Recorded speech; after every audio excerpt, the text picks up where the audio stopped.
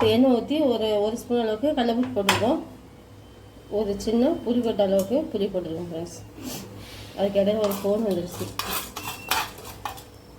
இது நல்லா பொரியட்டும். இதோட ஒரு பெரிய வெங்காயம் 2 வெங்காயம் கட் பண்ணி வச்சுருக்கேன், அதையும் போட்டு வதக்கிக்கலாம். இதெல்லாம் வதங்கட்டும். வெங்காயம் வதங்கிட்டே இருக்கும்போது இந்த பீக்கங்காய் தோல் இருக்குது பார்த்தீங்களா, இது வந்து தோல் ஃப்ரெண்ட்ஸ். இது இந்த மேலே வந்து இந்த சாஃப்டாக இருக்கும் பார்த்தீங்களா, அதை மட்டும் நம்ம சீவி விட்டுட்டு மீதி நல்லா பிஞ்சாக இருக்கும் அதோட தோல் பகுதி, அதை மட்டும் எடுத்துக்கலாம். அதை வந்து வெங்காயத்தோடு போட்டு வதக்கிக்கலாம். இந்த தோலோட கலர் வந்து சேஞ்ச் ஆகணும், அவ்வளோக்கு நம்ம வந்து வதக்கிக்கலாம். இப்போ இதோடைய காஞ்ச மிளகாவும் போட்டு நம்ம காரத்துக்கு தகுந்த மாதிரி காஞ்ச மிளகாவும் போட்டு வதக்கிக்கலாம்.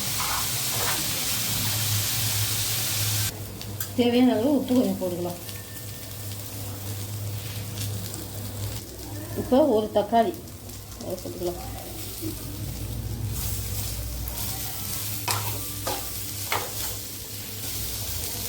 அடுத்து கொஞ்சம் தேங்காய் பூ.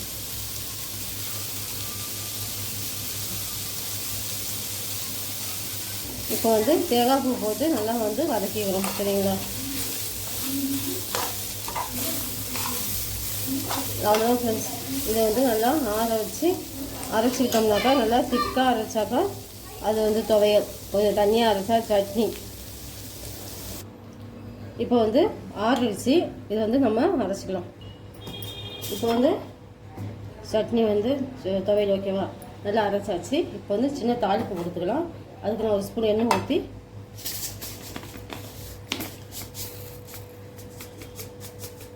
ஒரு 4 ஸ்பூன் அளவுக்கு கடுகு. இப்போ கடுகு பொரிஞ்சிருச்சு, கருவேப்பிலை போட்டு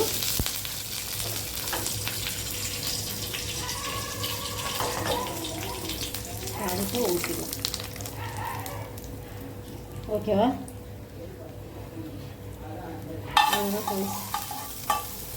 இப்போ பீக்கங்காய் துவையல் ரெடி.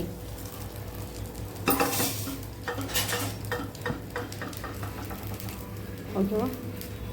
இது பார்த்தீங்கன்னாக்கா தோசையும், இது வந்து மில்லட் தோசை ஃப்ரெண்ட்ஸ். இது வந்து பீக்கங்காய் தூள் இருக்குது பார்த்தீங்களா, பீக்கங்காய் தூளை செஞ்ச துவையல். இதோட வீடியோ பார்த்து ட்ரை பண்ணுங்கள். இதான் ஃப்ரெண்ட்ஸ் இன்றைக்கி எங்கள் வீட்டு டிஃபன். உங்கள் வீட்டில் என்ன சொல்லி கமெண்ட் பண்ணுங்கள். தேங்க்யூ.